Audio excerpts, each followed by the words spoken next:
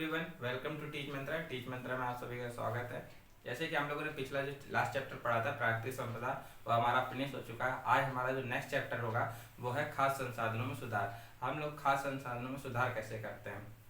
ठीक है, आज के समय में क्या है, जो हम लोगों को खाद्य पदार्थ जो मिलते हैं यानी कि सब्जी है और गेहूं वगैरह जो पदार्थ मिलता है वो सब हाइब्रिड होता है। ठीक है, जैसे मक्का है, मक्का कभी जून के सीजन में आना, आप लोगों ने देखा होगा।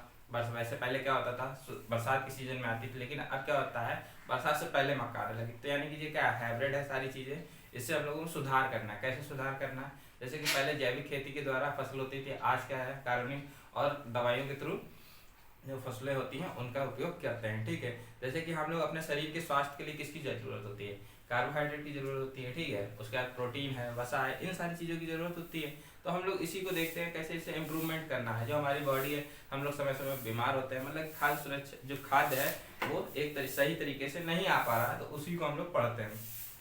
ठीक है, जैसे कि बुक में लिखा हुआ है, भोजन से हमें प्राप्त, यानी कि भोजन से हमें क्या मिलता है, कार्बोहाइड्रेट मिलता है, प्रोटीन मिलता है, वसा मिलता है। ठीक है, खनिज लवण भी प्राप्त होते हैं। इन सभी तत्वों की आवश्यकता हमारे शरीर को स्वस्थ रखने के लिए होते हैं और शरीर को मजबूत करने के लिए होता है। ठीक है, ज्यादातर हम लोगों को क्या होता है, जो भोज्य पदार्थ कहाँ मिलता है, पौधों से मिलता है और जंतुओं से मिलता है। लेकिन जो हम लोग हैं, इंसान है, तो हम लोग को किससे ज्यादा जरूरत होती है, वो होती है पशु और पौधे। पौधे भी अपना जो भोजन बनाते हैं वो किससे बनाते हैं, सूर्य से की जो किरणें होती है, अल्ट्रावायलेट रेज होती है, उनके सूर्य प्रकाश यानी प्रकाश संश्लेषण के थ्रू अपना भोजन बनाते हैं। उसी से हम लोग उस पर निर्भर होते हैं। फिर हम लोगों की मतलब कि जो भोज्य पदार्थ है पौधों से मिलता है। ठीक है, उसी प्रकार जो पशु के थ्रू, जैसे पशु के लिए हम लोग कौन सा हो सकता है, पशु हमारे लिए कौन सा भोज्य पदार्थ होता है, जैसे मछली है, मीट है, मछली, इन सारी चीज़ों से भी हम लोगों को प्रोटीन है, वसा, ये सारी चीज़ें मिलती रहती हैं। ठीक है, हमारे देश में जो क्रांति हुई थी, जब हमारा देश आज़ाद हुआ था, ठीक है, तो उस समय हमारे देश में जो था भुखमरी के दौर चल रहा था। उस समय हमारे देश में आज़ाद हुआ था, हमारा देश आज़ाद हुआ था। तो ठीक है, उस समय क्या हुआ, कुछ साल बाद हरित क्रांति हुई। उसमें क्या हुआ कि जो फसल थी वो बहुत ज़्यादा हुई। ठीक है, उसको हम लोग बोलते हैं हरित क्रांति। फिर उसके बाद क्या हुआ, सफ़ेद क्रांति यानी कि श्वेत क्रांति जो हुई थी, उसमें सबसे ज़्यादा क्या हुआ था, दूध का उत्पादन किया गया था। ठीक है, जिससे कि और उसका अच्छा प्रबंधन भी किया गया था कि लोगों तक क्या कहते हैं, जो हरित क्रांति में फसल हुई थी वो अधिक समय तक लोगों के पास पहुंचे और अपनी भूखमरी जो भूख से पीड़ित हो रहे थे उन तक पहुंचे। ठीक है, उनका शरीर, जब हम लोग शरीर स्वस्थ ही नहीं रहेंगे तो हमारा शरीर कैसे काम करेगा, ना हम लोग कुछ काम कर पाएंगे, ना हम लोगों की उन्नति होगी। ठीक है, तो ये सारी चीज़ें हैं। और उसके बाद केवल फसल उत्पादन बढ़ाने और उन्हें गोदामों में संचित करने से नहीं होता है। ठीक है, अब फसल ज़्यादा होगी, हम लोग क्या करते हैं, जब ज़्यादा हो जाता है, जैसे कि हम लोग गांव में हैं और गांव में फसल हो गई, उसको हम लोगों ने बखारी में डाल दिया, अगर नहीं उसको संभाल के रखा तो वो क्या हो जाएगी, खराब हो जाएगी। ठीक है, तो इसी तरीके से बुक में लिखा हुआ है, केवल फसल उत्पादन बढ़ाने और उन्हें गोदामों में संचित करने के कुपोषण तथा भूख की समस्या का समाधान नहीं हो सकता। लोगों को अनाज खरीदने के लिए क्या, अब धन तो हो गया, लेकिन लोगों के पास पैसे नहीं, तो खरीदेंगे कहाँ से। ठीक है, की आवश्यकता भी होती है, खाद्य सुरक्षा उसके उत्पादन तथा उपलब्धता दोनों पर निर्भर करता है। और जो हमारे देश की जनसंख्या है वो किस पर निर्भर होती है, कृषि पर निर्भर। ज़्यादातर जो हमारी जनसंख्या वो खेत पर निर्भर होती है, यानी कृषि पर निर्भर है इस समय। ठीक है, जो इसीलिए कृषि के क्षेत्र में लोगों की आय बढ़ाना चाहिए। जो हमारे किसान भाई हैं, जो हम लोगों को उसको ज़्यादा से ज़्यादा रुपए में जो फसल है उनकी वो खरीदना चाहिए, जिससे कि उनकी आय बढ़ सके। ठीक, फिर उसके बाद साधुषणी जीवन यापन के लिए मिश्रित खेती, अंतरा तथा फसली तथा संगठित कृषि, फसलीकरण तथा संगठित कृषि प्रणालियों को अपनानी चाहिए। जैसे कि हम लोगों ने देखते हैं कि हम लोग अलग अलग तरीके से जो क्या कहते हैं खेती होती है, कृषि करते हैं, उसमें क्या हो सकता है, जो हमारा पशु यानी कि पशुपालन करना।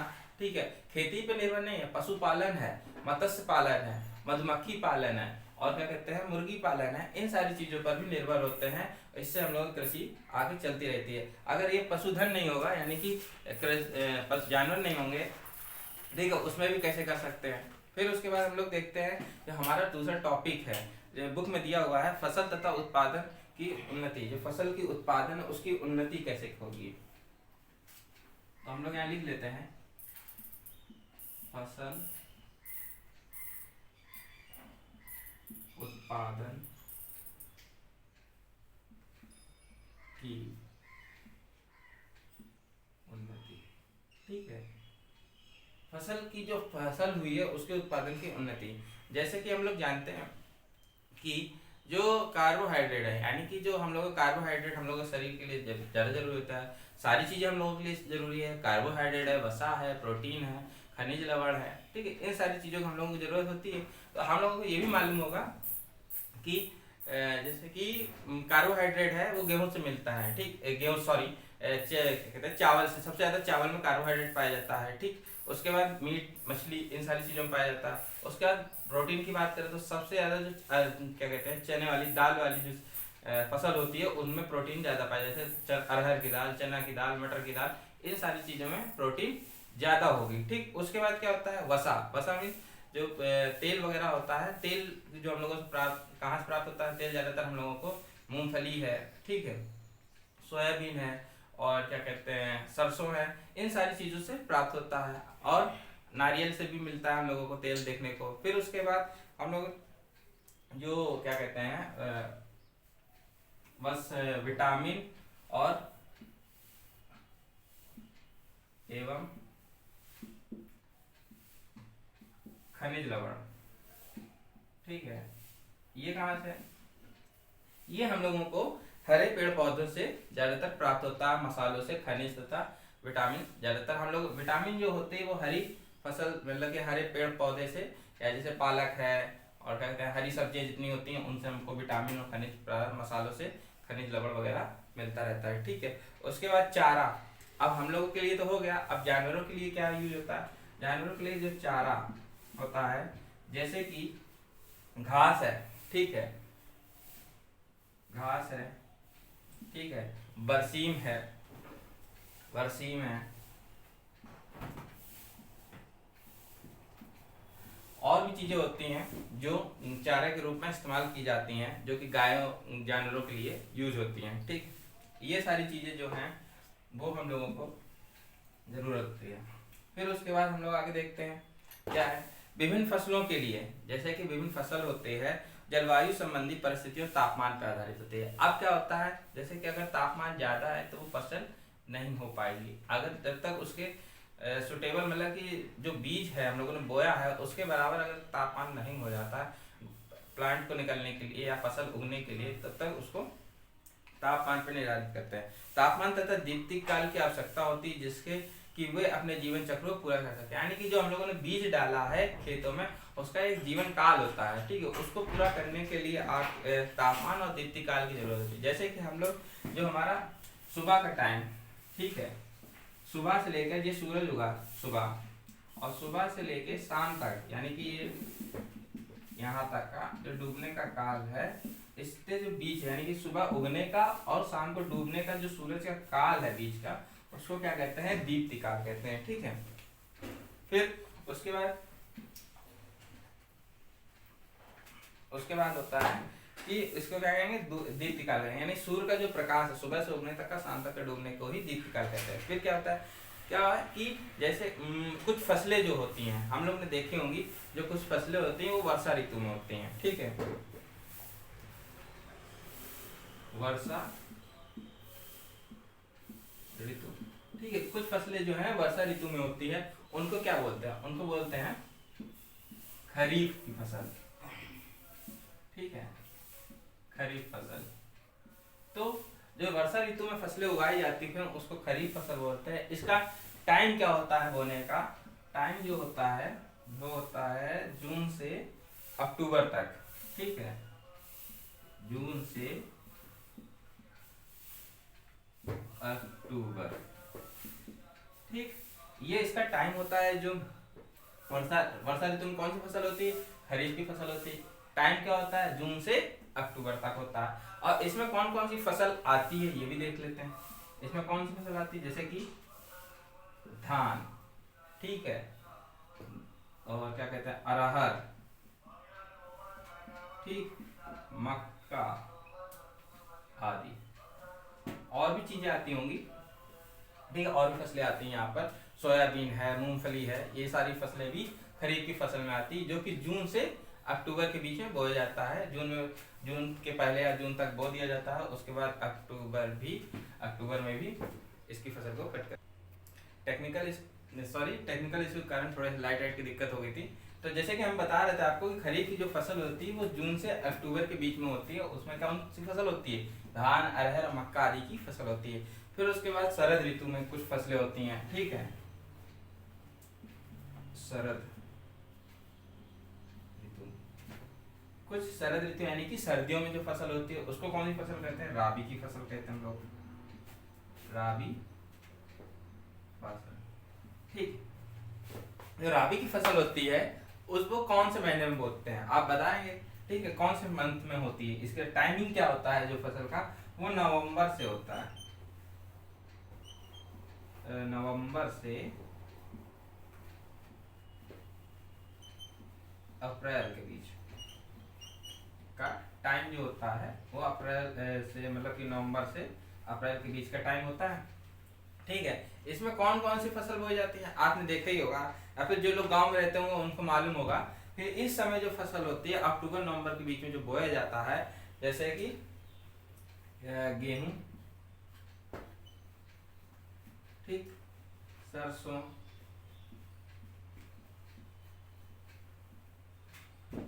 चना आदि, ये सारी फसल देखने को मिलेगी। आलू है और भी चीजें जो फसल होती हैं वो सारी चीजें देखने को मिलती है। तो अगर आपसे कोई पूछता है कि खरीफ की फसल कब होती है, तो कब होती है? जून से अक्टूबर के बीच में होती है। कौन कौन सी फसल है? धान है, अरहर है, मक्का आदि जो क्या कहते हैं दाल वाली फसलें हैं वो सारी खरीफ की फसल यानी कि जून से अक्टूबर के महीने में होती है। ये फसलें कौन सी फसल कहलाती हैं? खरीफ की फसल।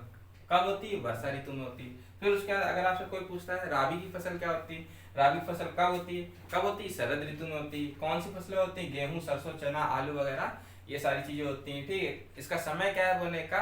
नवंबर से अप्रैल होता है, ठीक है। इन समय पर ये सारी फसलें होती हैं।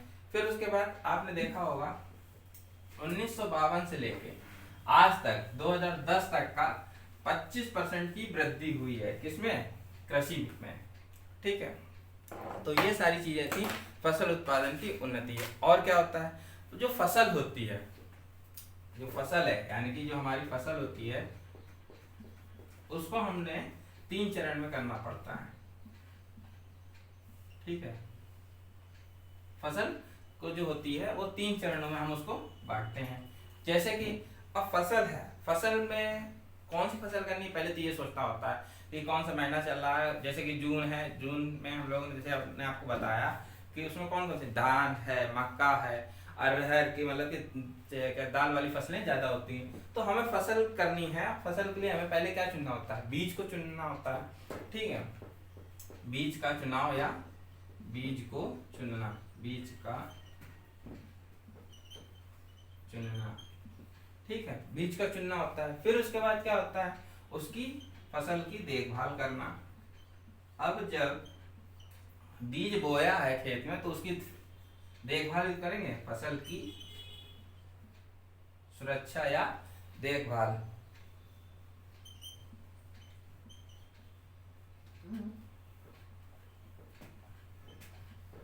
ठीक। अब जो फसल है, फसल बोने के लिए बीज का चुनना होता है, अच्छे किस्म के बीज होंगे तभी तो अच्छी फसल होगी। अब जब बीज को बोया है तो उसकी सुरक्षा यानी कि देखभाल भी करनी है हमें, ठीक। क्या होता है? फसल की देखभाल। और जो तीसरा हमारा स्टेप होता है, फसल को बो भी दिया है, उसका बड़ी भी हो गई है, पक भी गई है, तो अब फसल की क्या करनी है? सुरक्षा करनी है, फसल की सुरक्षा, ठीक है। ये 3 स्टेप होते हैं फसल को करने के लिए। जैसे कि हम क्या कहते हैं कि फसल हो जाती है, कभी कभी गेहूं के खेतों में क्या होता है, चूहे वगैरह आपने देखा होंगे गाँवों में, वो फसल को खराब कर देते हैं पूरा। या फिर हरी फसल जब खड़ी हुई, ठीक है, तो उसमें क्या कभी कभी गाय आ जाती तो फसल को पूरा खा जाती। तो इसकी देखभाल करना, जब फसल पक गई उसको क्या कहते हैं, गेहूं वगैरह को धन मतलब कि कटवा के उसको घर में रखना, फसल की सुरक्षा करना है कि ये साल भर तक खराब ना हो, ठीक है। उसको हम लोग क्या करते हैं, बखारी व भूसे वगैरह में उसको हम लोग रखवा देते हैं जिससे कि हमारी फसल खराब ना हो, ठीक। तो ये फसल करने के 3 स्टेप होते हैं। फिर उसके बाद क्या होता है? उसके बाद होता है कि फसल की किस्मों में सुधार, जो हमारा दूसरा टॉपिक है, बुक में आप लोग देख सकते हैं। जो फसल होती है उसमें सुधार कैसे करें, ठीक है। जो उसमें सब टॉपिक है उसका है फसल की उत्पादन की उन्नति। अब फसल की जो सुधार करनी है हमें, तो वो कैसे करेंगे।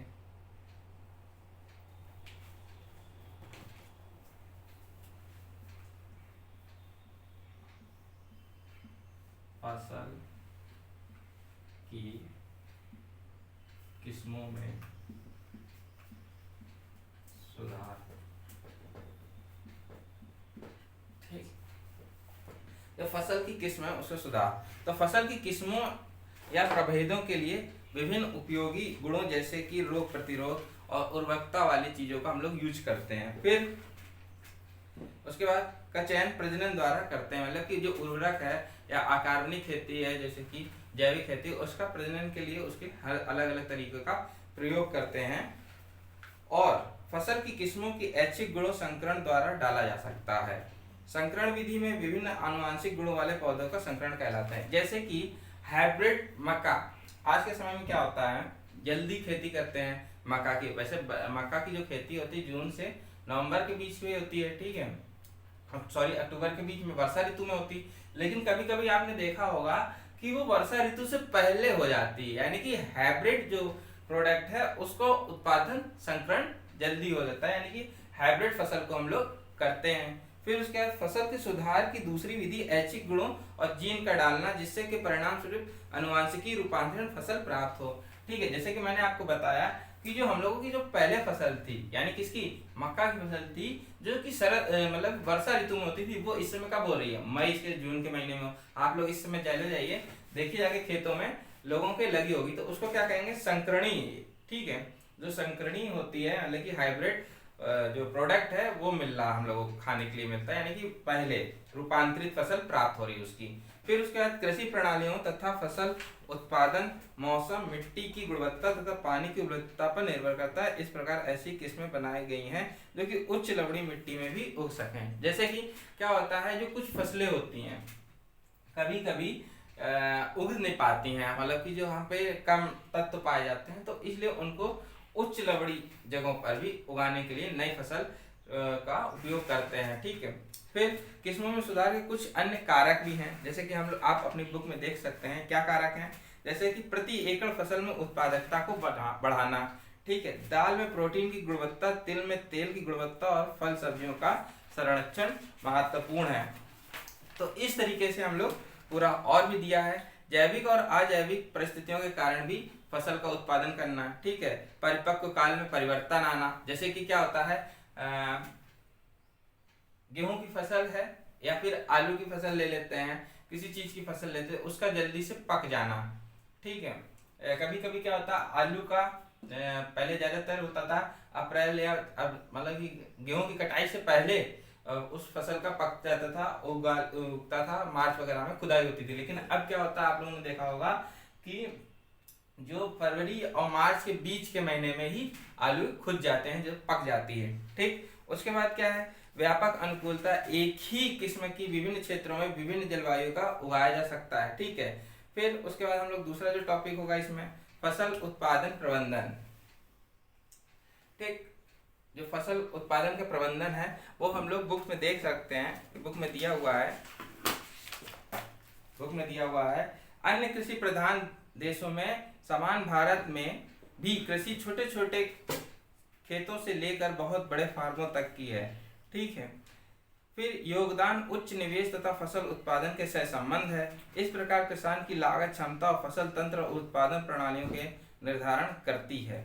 फिर कुछ चीजें होती हैं जो बिना लागत की कम आदि चीजों पर निर्भर करता है, ठीक।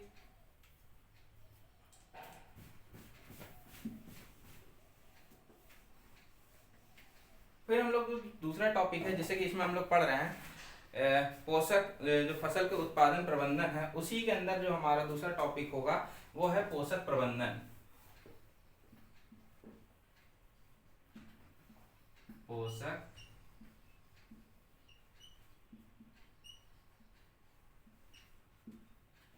ठीक, पोषक प्रबंधन क्या है, हमें सिर्फ विकास, यानी कि जो हमारे शरीर का विकास और वृद्धि तथा स्वस्थ रहने के लिए भोजन की अति आवश्यकता होती है, ठीक, हमको मालूम है। वैसे ही पौधों के लिए, ठीक। जब पौधों से तो हम लोगों को खाद मिलता है, मतलब कि जो पदार्थ कार्बोहाइड्रेट है वो सब में कहाँ से मिलता है, पदार्थ मतलब पौधों से मिलता है। अगर पौधे ही सही नहीं होंगे तो कैसे काम चलेगा। तो उसके लिए क्या हुआ है कि वैसे ही पौधे के लिए पोषक तत्व, जो पौधे हैं उनके लिए पोषक तत्व जैसे कि क्या है, मिनरल्स है, ठीक है, मतलब कि पानी है, जल है, वायु है, मिट्टी है, ये कैसी होनी चाहिए, सही तरीके से होनी चाहिए, ठीक। पौधों के पोषक तत्व किस पे निर्भर करता है, ज्यादातर हवा और पानी और मिट्टी पे निर्भर करता है। अगर वहाँ की मिट्टी सही नहीं होगी तो मिट्टी सही नहीं होगी तो पौधा बढ़ेगा कैसे, अगर मिनरल्स नहीं मिलेंगे तो पौधे में भोज्य पदार्थ कैसे बनाएगा। तो ये सारी चीजें जो हैं वो पौधे पर ही निर्भर करती है, जो उसका जो पोषक तत्व होता है वो हम लोग पौधे से ही प्राप्त करते हैं, ठीक है। उनको सही रखने के लिए जो पौधे होते हैं उन्हें कार्बनिक यानी कि जैविक खेती यानी कि जैविक जो खाद होती है या जैविक पदार्थ होते हैं उनसे ही उनको ज्यादातर पोषक तत्व मिलते रहते हैं। तो समय समय पर पौधों को पानी देना होता है, ठीक है, और क्या कहते हैं समय समय पर उनको मिनरल्स वगैरह देखना पड़ता है। जैसे कि कुछ जगहों पर क्या होता है पेड़ पौधे सही तरीके से नहीं होते, वहाँ का जलवायु और वायु वातावरण सही शुद्ध ना होने के कारण तो वहाँ के पेड़ पौधे जो होते हैं वो नष्ट हो जाते हैं, तो उसको भी सही तरीके से करना होता है। जैसे कि आपको दिया हुआ है कि हवा से क्या पेड़ पौधे क्या प्राप्त करते हैं, CO2 प्राप्त करते हैं, और हम लोगों को क्या देते हैं, ऑक्सीजन देते हैं, ठीक है, ये भी आपको मालूम है। पानी से क्या मिलता है उनको, पानी से जो होता है वो हाइड्रोजन मिलता है और मिनरल्स मिलते हैं, ठीक है। फिर उसके बाद मिट्टी में कुछ शेष तत्व होते हैं जो कि पानी की सहायता से पेड़ पौधों को मिलते रहते हैं। फिर इन पोषक तत्वों से अधिक मात्रा चाहिए इसलिए उन्हें वृहद पोषक कहते हैं। क्या होता है कभी कभी कि आपके क्वेश्चन लिखा हुआ है, इसमें पैराग्राफ क्वेश्चन में है वृहद पोषक किसे कहते हैं, तो इन पोषकों में कुछ अधिक मात्रा चाहिए इसलिए इन्हें वृहद पोषक कहते हैं। यानी कि जो मिनरल्स ले रहे हैं पेड़ पौधे जो पोषक तत्व लेते हैं उनको ज्यादा पोषक चाहिए होता है, उस चीज को हम लोग वृहद पोषक बोलते हैं, ठीक है। तथा शेष पोषकों की आवश्यकता कम मात्रा होती है इसलिए इसे सूक्ष्म पोषक बोलते हैं। अगर जब ज्यादा किसी चीज की मतलब ज्यादा चीज हो गई है तो वृहद बोलेंगे, और जब कम चीज है उसको सूक्ष्म यानी कि कम बोलेंगे।